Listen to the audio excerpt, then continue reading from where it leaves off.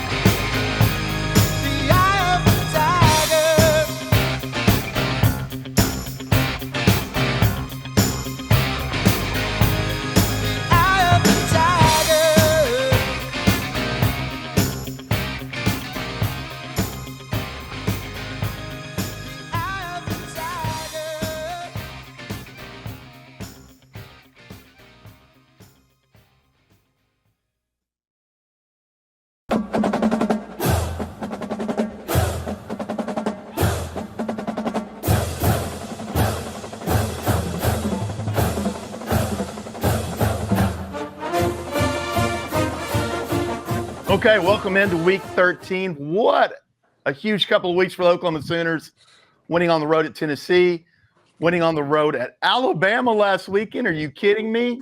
And now we are firmly in the playoff discussion. Just win a couple home games against a couple of wounded Tigers.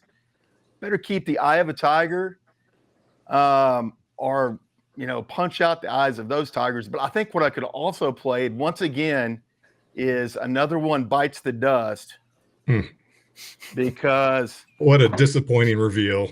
I think Texas may be out. They might still be around. And so with that, I welcome in our guest picker this weekend, Brian Richardson, my good friend and a UT alum. Yes, thank you very much for having me on. And I noticed you didn't have me on before or after the Texas OU game. You just waited for the big, embarrassing loss. But anyway, still appreciate coming on. I also wanted to note the Longhorn logo is upside down. I don't know if you're aware of that in this podcast. You might want to fix that. But anyway, thanks very much. That was strategic. I'm excited to be here. Man, good to have you. And yes, I might have strategically waited until, Texas, I thought we could finish Texas off back in the Cotton Bowl and knock them out of the playoffs. But man, they keep finding a way. Keep finding a way till this last weekend. Is Texas's best win this year OU? Without a doubt. Yes. There's nobody, and the be. next best is what? Vandy? Barely? Yes. Yeah, next best is Vandy. Wait, it wasn't barely. What are you talking about? It came down to barely missed onside kick. It was they turned off the Jets, but I'm telling you, we'll get into this. But Texas is gonna beat Texas A&M, and all of a sudden they're gonna sneak in. So just get ready for that. Don't be upset when that happens. All right, let's save that for the last because okay, sorry. That's fine. But I think that's a good little setup for a talk to end this thing. Nice. I like that. All right, okay, let's check out last week then. Yeah. Look at all those green check marks. Pretty. Mike, we did well. Doing. Yeah. We're closing the gap. You closed it by one. But it was a little tight. One I count. was way back. And as you know, on our other pick 'em, I did quite poorly. So I was excited to at least get 4 right on this one. Went 0-5 on the other place. So Oh, did you really? Oof. yeah, it's ugly. Yeah. I think that's as few check X marks as I've ever seen on this chart. So that's good. Everybody's over 500, or the guest picker's even. Yeah. So pretty good. Yeah, that's pretty. This far into the season, that's a pretty solid record. Anytime Maybe you we have a should winning live in record, it's Vegas. good. It's All right. Should we talk about Kurt's balls? let's do it.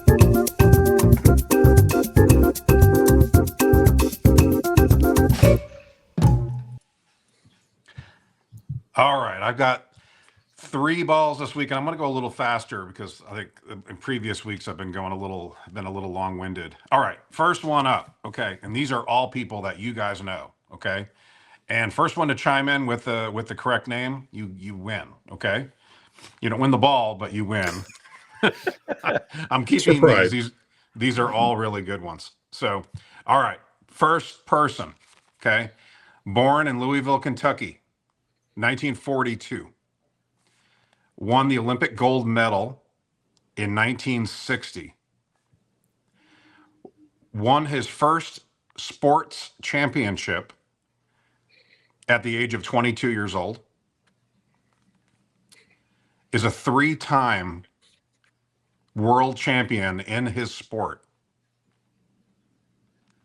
Okay, changed his name in 1964. Muhammad Ali, Cassius Yes. Clay.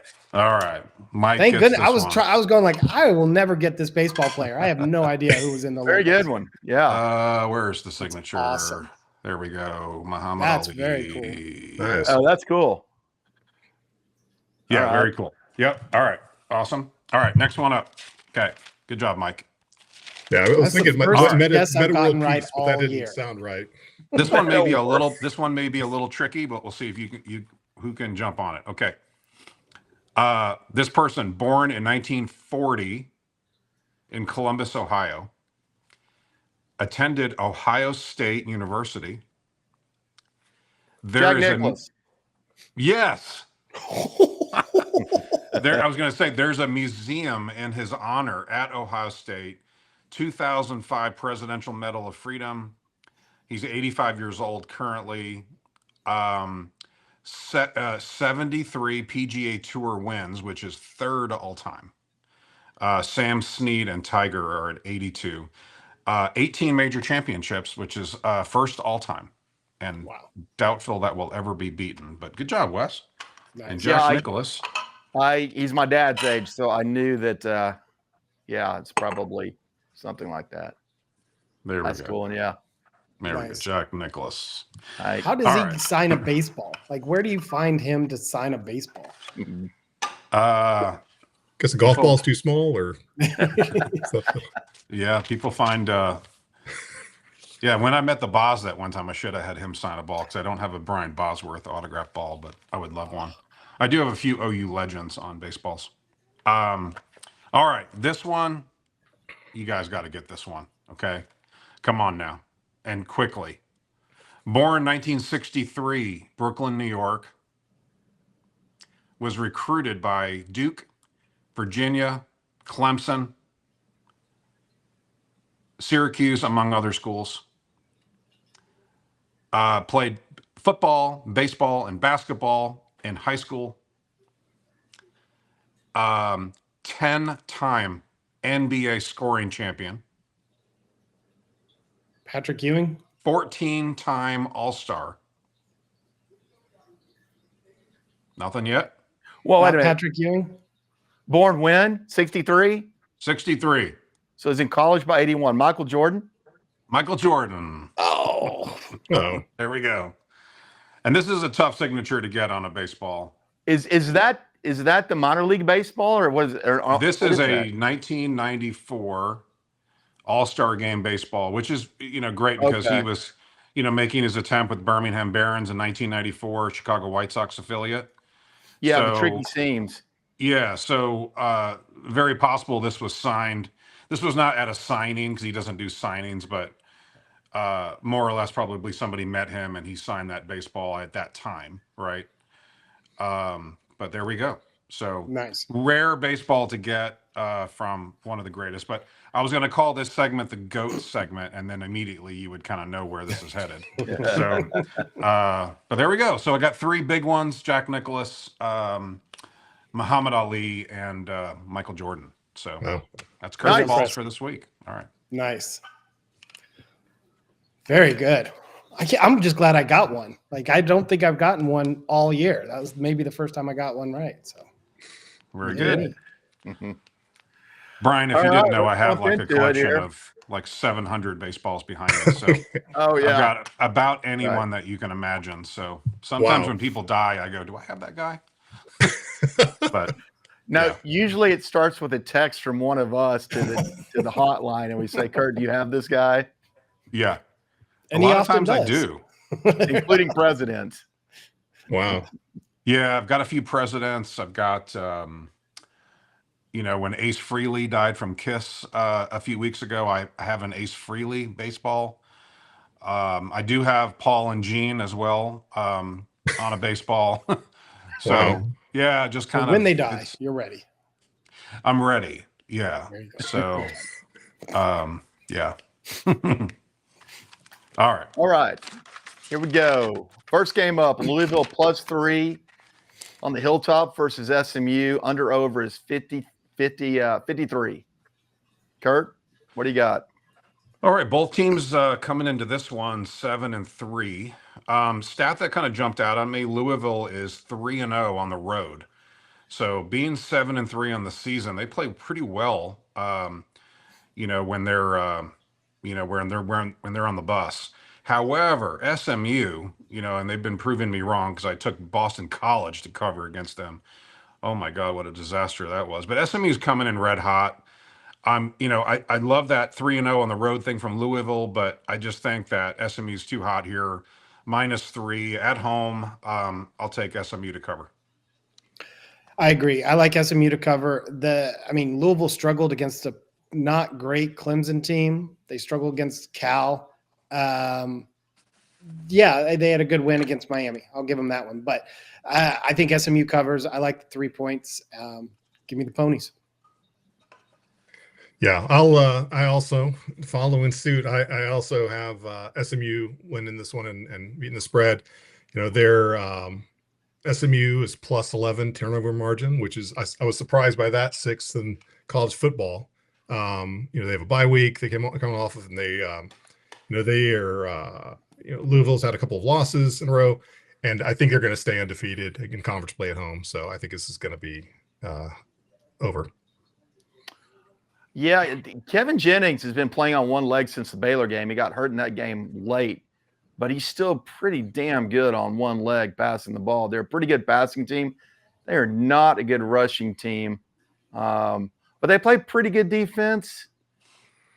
And I think SMU just two horrible losses for Louisville the last 2 weeks. Late in the game, they lost to Cal, and a horrendous loss to Clemson, missing a couple of field goals last weekend. SMU off the bye. I too will make this a clean sweep, and we'll say SMU -3. All right, next, let's go down to Austin, Texas. Arkansas plus 10.5 at Texas. The under/over is 56.5. Ooh, that seems large. Kurt, what do you like on this one? All right, Texas rolling in wounded, 7-3. Arkansas 2-8. Arkansas at one point was 2-0 on the season. They've lost 8 straight games. Looking back on those past 8, they've been competitive in about every game that they've played. I mean, looking at those scores, they've been really competitive in every game except the Notre Dame game in September, which I bet on, and they just got completely crushed. But that being said, give me Arkansas plus 10.5. I think they will keep it. They'll keep it within 10. They will lose this game. There's no question, but I think Arkansas will be competitive, and I'm looking at kind of a 7-point loss, not 10.5. So give me Arkansas on the points.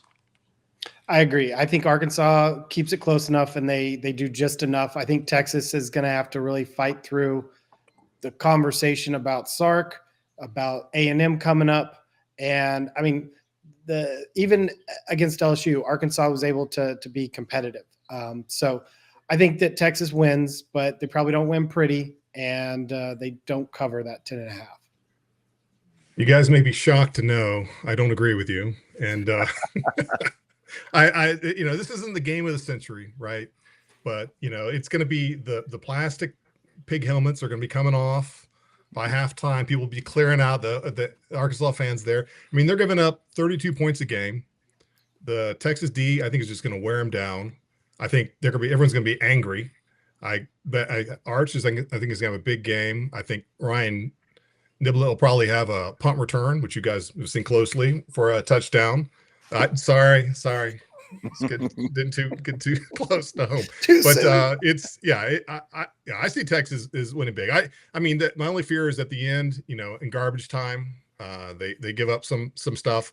And I wanted to give a little, I was actually in Fayetteville, 1991. This was in October 19th, 1991. This is the final Southwest Conference matchup between Arkansas, Texas. I don't know if you guys remember that game at all. Arkansas took a 14-0 lead into halftime. Texas came back, scored a touchdown, missed an extra point, scored another touchdown, down by 1, missed a field goal as well. That would have won the game, and lost. And Arkansas team rushed the field. Texas was 2-2 at that point in the season, so of course they rushed the field. The 2 wins that year for Texas, or at least 2 games before, were against Rice and number 6 Oklahoma. So anyway, I just wanted to remember that. I was at that game. I've never been flipped off more. I've never seen more people in overalls. I've never seen it. It was not a fun place to be. So this game will be very different. Very different. I'm feeling confident. Nice. All right. Very good. Yeah, I can confirm the overalls. I was there, and Mike was there too, in Barnhill Arena. Maybe they call it Bud Walton Arena now.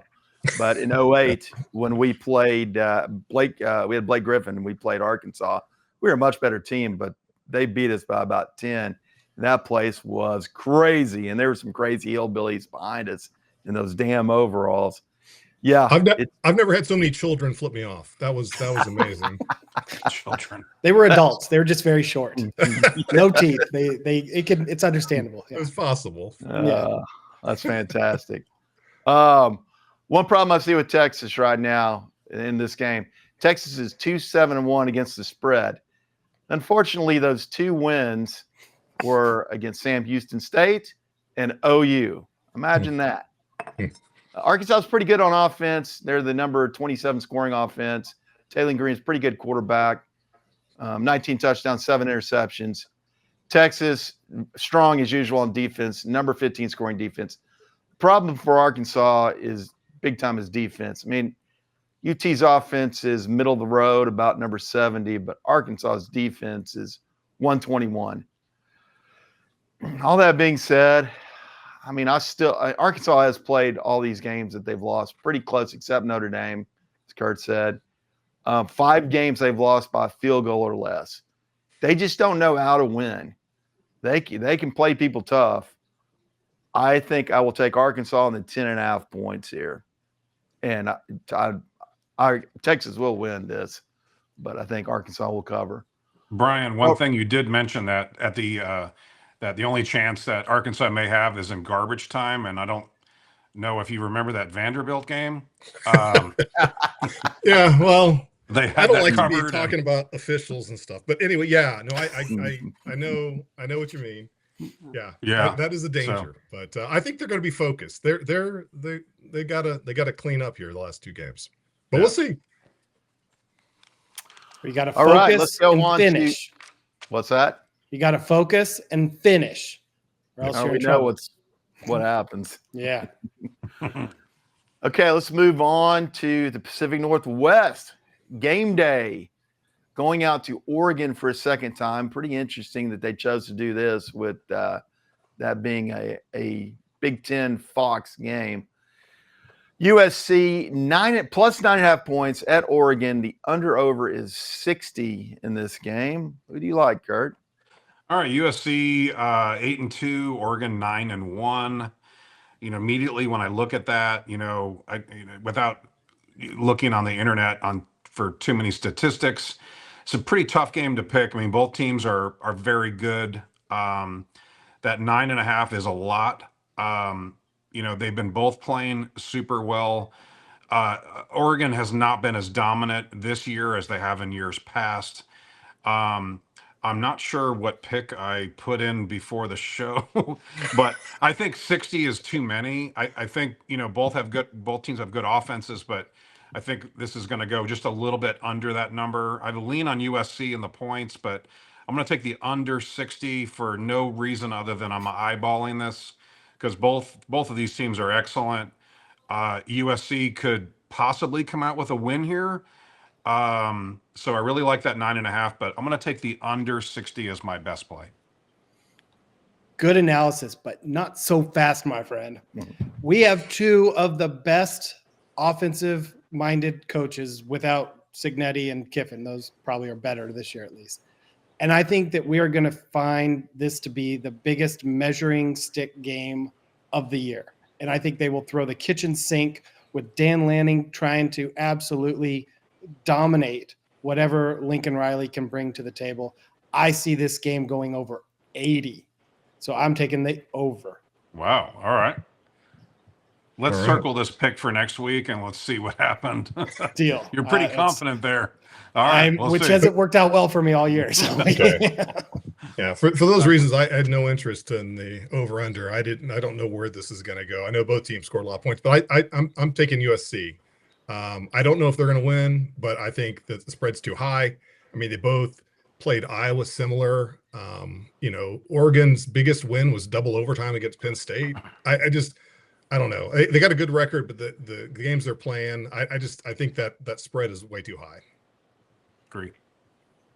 I like that analysis there, Brian. And Mike, I think Dan Lanning was a defensive coordinator. Maybe he's learned how to play offense. Oh, no. He's been out there. But regardless, I like how of you that, say it. Like, just call it. Just be like, why did you think he was any good? Damn it. Regardless of that, both of these teams played very similar games in the last couple of weeks against Iowa. Oregon currently, and I'm assuming that Iowa, when they announce the rankings here in probably about 15 minutes, that Iowa will drop out of the college football playoff top 25. If that's the case, Oregon has 0 wins against CFP top 25, and USC has 1, a pretty dominating win over Michigan, who the year before roughed them up physically, which tells me I think that USC, unfortunately, and Lincoln Riley has found a way to get more physical. And that's really, if they have, then I like USC in this one. I'm going to say I'll take USC in the 9.5 points here. We'll see what happens. This one will be an interesting one to track. Yeah. I'm really regretting my choice. That was quick. Okay. Game number 4. This game, somebody must really not like Kirk Herbstreit at ESPN, because he will be at game day in Oregon, and then he will be flying to Gainesville, Florida for Tennessee minus 3.5 at Florida, under over 57.5 points. Who do you have, Kurt? All right, Tennessee 7-3, Florida 3-7. You know, Florida's been a bit of a mess all season. Outside of that kind of inexplicable big win against UT, Brian. I don't know what happened there, but that was a huge one. But I think Florida will lose this game. I do think it'll be fairly close, but Tennessee's just too strong. I think they've got a bone to pick with the league after that home loss to the Sooners. I just like Tennessee minus 3.5. I think that is that might be a lock. That's where I like it. I agree. I think Tennessee covers 3.5 without a problem. They've essentially had 2 bye weeks, having a bye week and then New Mexico State. So they're going to be fully rested. They're going to be fully ready and locked in. Florida is going to have plenty of people making business decisions. Tennessee wins. I don't even know that it's going to be that close. Right. Okay. Well, I disagree, gentlemen. I'll take the Gators in this one. I think the Swamp, we're gonna have an upset. Yes, they beat Texas. They almost beat Georgia as well, right? Took them to the wire. They're at home. They're tough. Their record is bad, but they've been playing guys tough. Near the whole season. I think Tennessee, the defense is not super solid. I just think this is a weird environment. Like I think Lubbock used to be with Texas Tech, and some of that, just some weird things happen. I think that where the location of the game is could make this one weird. So I'm picking an upset here with Florida. Okay, so this is a weird series. Both of these teams are charter members of the SEC, yet from 1916 to 1989, they only played 19 games against each other. And then this kind of became a rivalry in the 90s. You had Peyton Manning involved. You had some really good Florida teams and some good Tennessee teams in the 90s. Steve Spurrier jabbing Florida or jabbing Tennessee. Really good rivalry. So from 1990 on, Florida is 26-9 against Tennessee. And my daughter is going to this game. I'm very interested to get a little report from her on this, see what she thinks. But Tennessee hasn't won in Gainesville since before she was born, like 2 months before she was born in 2003. So they haven't won there in 22 years. Tennessee, I think they're just a better team. Joey Aguilar's been a pretty good passer this year. He's thrown for almost 3,000 yards. He's number 13 in the country in passing, 22 touchdowns, 10 interceptions. On the other hand, DJ Lagway is number 92 in the country. He's thrown for just under 2,000 yards, 13 touchdowns and 12 interceptions. He's just slightly ahead of Jackson or Arnold in passing efficiency. We know where that is. I mean, Lagway could stand up and have a great game. I'm just going with Tennessee here. Hopefully my daughter likes that pick. We'll see. All right. Let's move to the big one, the biggest SEC game of the week. And so, therefore, it must be at 11 a.m. I don't know how they came up with this time schedule, but they picked this one to be 11 a.m. before the season started. So, we have Missouri plus 7.5 at OU. The under-over is 42.5. What are you thinking about this one, Kurt? And these are updated lines, right? Because earlier in the week it was 45.5 as a total, and Mizzou was what, plus 9.5 to start? It started at plus 10. Wow. I think that there's some steam on Missouri, and I think there is the thought that Bo Prabula could come back. It looks like his ankle was dislocated. It looked nasty in Vanderbilt a few weeks ago. He apparently was warming up on the field last weekend, but did not play. So, don't know. We'll see. First injury report for the SEC comes out on Wednesday. Well, somebody knows something, right? For it to drop that many points. I mean, that's like, a huge injury or a person who's going to play who was not supposed to, right? So maybe somebody like at Chipotle spotted him or talked to him and got a injury update. Could be. Just saying. Oh, no doubt about that. All right. Well, Missouri 7-3, OU 8-2. The Sooners are coming off. These last two wins at Tennessee and at Alabama are arguably the best two wins by any team in all of college football. I mean, if you compare, I don't think there's any team that has two more impressive wins than those two. So we are riding high, and the question is, do we have a bit of a hangover, right? Coming home thinking, okay, we got this. But I always say every year we have that sort of inexplicable home loss, which, I think we kind of got that out of our way, with the Ole Miss game, even though they're a very good team, so we already kind of did that. And we've already suffered a really tough defeat to Texas on a game we felt we should have won coming in. Other little stat is Missouri's only played 2 away games all season. That's crazy. I mean, how do they have, 10 games in and only 2 were on the road? So, and weirdly enough, both of those games were super low scoring. So for whatever reason, their offense doesn't travel.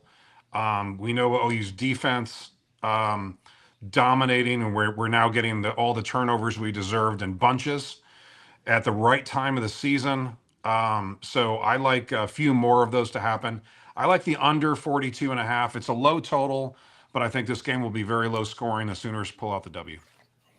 I totally agree. I think OU wins. They've won 5 of the last 7. They're going to win. That's not going to be this game. But I think this is just going to be an under. I think this Sooner defense is finally really hitting on all gears. They were good all year, but now they're getting turnovers too. And I think the run gets stopped, even if Prabula, whatever that kid's name is, comes in with one ankle. He can throw better than Zollers, but he's still not going to be able to do much. I think Oklahoma wins, but it stays low. Oklahoma takes the air out of the ball, and those Tigers go home crying.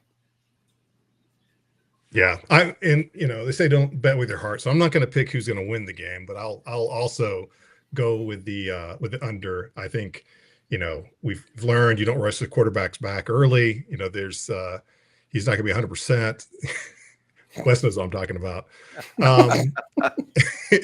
The solid defense. I do think neither team's going to be a real dynamic in scoring, and so I think they'll be taking their time. I agree. I think they'll be running out the clock, and I'll be under. Okay, a couple of absolutely worthless stats for you here to start things off, because this was during the Big 8, Big 12 days primarily. But OU has won 18 straight against Missouri and Norman. The last time Missouri won in Norman was 1966.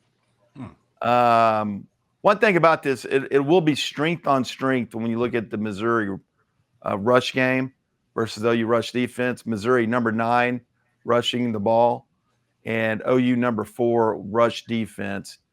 And Ahmad Hardy is number 1 in rushing in the country at 1,346 yards. So Missouri is going to try to pound the rock. That's a given. Our offense is mediocre at best right now. It's better than being god awful like last year. But I feel like Mateer's he's getting better. He continues to get healthier. I think we find a way to do just enough here and probably stay pretty conservative. And note this too. I mean, we are the Crimson and Cream Iowa right now. OU in the 10 games this year, they've gone under 8 times. So I too will take the under in this game, and there's a clean sweep of unders. So we didn't even compare notes. That is sure to go over, probably. Hey, Wes, I confirmed Dan Lanning was a defensive coordinator for Georgia, so his offensive prowess wasn't very good. I confirmed it just in case you weren't sure either, because I was pretty sure about that. Thanks for checking my college football knowledge. You're welcome. Hey, and Brian, I flipped the horn the right way for you there. Oh, yeah. Thank you very much. That's very kind. and Mike's daughter got the horns up as well the week she picked. That's it. That's fine. That's fine. But I do want to talk a little bit about Texas next week. Yeah. And for the Thanksgiving game against Texas A&M. And one of the things I'm looking at Texas A&M, all you can do is play the teams on your schedule. And they've won all the games, and impressive comeback win at Notre Dame. That's their biggest win of the season. Otherwise, you look who they've beaten in the SEC. They have played the entire bottom of the SEC. It's really crazy. I mean, just the bottom of the standings. The best team that they've beaten in the is LSU. That's the best team. Otherwise, Auburn, Mississippi State, Florida, Arkansas, South Carolina, and damn it, they didn't almost find a way to lose to South Carolina. That was unbelievable. I can't believe they came back. Actually, someone else from LSU was in my ear telling me that they're going to blow it. What Carolina's going to blow this, and there they go. They did. My God, that was amazing. Was bad. Yeah. So, go ahead. What do you think? I know these guys think that there's no chance that Texas beats Texas A&M Thanksgiving week. Oh. I don't agree with that. I think that was Texas A&M thought that last year, right? That was the game they've been waiting a decade for, right? This is finally the chance at home. Yeah. Gonna clean house, right? We've been winning all year, and then poor Aggies, right? This is going to be another little brother poor Aggie situation where they've Texas has been up and down. They've had most impressive win, sure, is OU. I mean, they lost to Ohio State at the Horseshoe by 7, 14-7. That was early in the season. I think the Texas got out coached against Georgia. I mean, I don't think anyone was looking for that. That onside kick was a super ballsy call that worked out. And I mean, I think at that point it felt like momentum was maybe the Texas had a chance to come back in that, and it just fell apart. But I think I'm not. I personally think this is going to be. It's at home. I think against A&M, who's again going to come in, feeling really big, and I just don't see it. But we'll see. My daughter's going to the game as well, and I think that is the common theme with all of those UT fans right now is I think they feel very confident against A&M. And what do you guys think the line's going to be? A&M -4. Yeah, Aggies will be favored by a low number. Yeah, I think it's A&M -3.5 opening line. That's what I would guess on that one. I think you're about right on that one. And here's one thing that Marcel Reed, he can have some incredible moments, but he was a disaster in that first half against South Carolina. I think, and if you watched him play against Missouri, the first half of that game, Missouri has a really tough defense. They were hanging in there, and they were pretty conservative with Marcel Reed until A&M started wearing them down a little bit on the ground, I think. And then they kind of took off. That game got out of hand. I think that Texas defense could get a couple of balls from Marcel Reed. The thing that I would watch out for is A&M is pretty good at sacking the quarterback, and Texas's line is a problem. Yeah. So, they don't run the ball particularly well. Arch is going to have a really good game, get rid of the ball quick, and Texas is going to have to hope that A&M punts the ball to Ryan Niblett. I would not do that. I think that the A&M quarterback he's got a nice deep ball, but you saw in that first half of the game, he gets flustered, balls start getting knocked in the air. It's just, they could have been 2 more interceptions in that game. It was. Yeah, he was so quick. Bad it was almost fishy though. Like it smelled. I'm like with all these player prop things happening. I'm like he was get down so they have the big comeback, right? So it was. I was watching the game and I'm like, I think he's purposely throwing it back. But then he had his receivers were dropping balls that were hitting him right in the hands too. Like some of it wasn't on Reed. It was just they were terrible that first half. They looked very, very exposed. Yeah, I don't know how A&M's going to come into the game thinking, right? Because if they lose, they're still in it, right? They're in. But what if they lose that and then they're in the SEC championship game and lose that? Are they still? They're still in it. They're in it at this. They're in it at this point. Here's another thing that I don't understand about the SEC that we have got to get rid of. As I was leaving the Alabama stadium, I heard him mention this. They said, come back next week for the regular season finale against Eastern Illinois.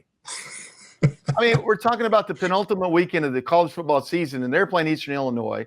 Texas A&M is playing Samford. Georgia is playing Charlotte. This is just an absolute joke. They've been doing it every year. And play these, they do, but I'm telling you, this has to end. This is just bad for TV. It's bad for the whole thing. That's why Texas A&M is in. They could lose their last 2 games. They'd be 10-2, and you're not going to get penalized for losing the championship game, which they might not go to if they lose to Texas, which is crazy. Yeah, but I do think I was playing with a little bit, and I've got about 7 teams that are in regardless. Ohio State, Indiana, Texas A&M, Georgia, Ole Miss, Texas Tech, Notre Dame. Unless Notre Dame just craters and they lose those last 2 games against Syracuse and Stanford, they're not going to do that. So really, those are 7 teams. Yeah. You're going to get 1 team from the SEC. You're going to get 1 team from the Group of 5. So we're down. It leaves 3 teams right now. Those 3 teams, in my opinion. This is who odds-on favorite if they just win. Alabama beats Auburn, they're in.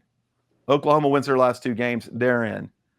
Oregon USC winner, that game, in my opinion, this week is a play-in game. Whoever wins that game is probably going to get in the playoffs. Okay. No ACC. What's that? You had no ACC winner in that? I already told you that. 7 teams are in, 3 more down to number 10. Those are the final at large. There'll be 1 ACC team, 1 Group of 5 team in that get in. That gets you to 12. So I'm just talking about 8, 9, and 10 basically.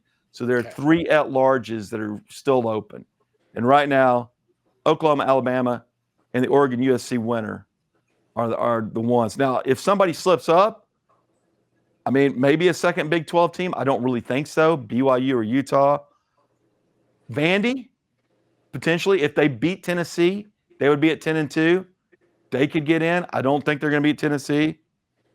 If we go on down the list, maybe Oregon, if they lose to USC, a 2-loss Oregon that really hasn't beaten anybody otherwise, maybe they get in. 10-2 Miami. Michigan, if they beat Ole Miss. Michigan, if they beat Ohio State. And then, if some of these things don't work out, you get down to this. 9-3 Oklahoma is a potential. But if Texas finds a way to beat A&M, a 9-3 Texas team will get in over OU. This takes a little bit of drama. It would really take Alabama losing to Auburn, and then OU losing one of the two games down the stretch, which I think OU winning both games, if you just crunch the numbers on that percentage-wise, it's about probably a 55% chance that OU wins both of those games. Almost a coin flip. We'll see. And you know how Auburn is going to be with Alabama. That's going to be a tough game. Yeah. So we still have a lot of football left. We need some mayhem these last few weeks. There always is, right? Not in Norman. We want it to be very, very Agreed. structured. Agreed. Okay, boys. Awesome. Brian, thanks for joining us. Yeah, thanks for Thanks, having Brian. me. Job. It's fun. Fun as usual. Let's go to Norman and have a fun Boomer. time at 11 a.m. Boomer Got it. Center, guys. See you guys in the Boomer playoffs. Center.